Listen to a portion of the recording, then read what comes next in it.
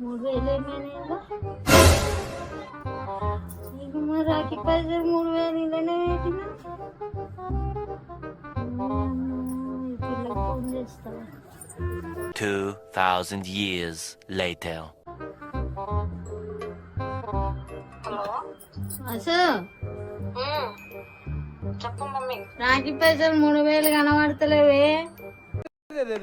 పెద్ద సమస్య వచ్చి పడిందే.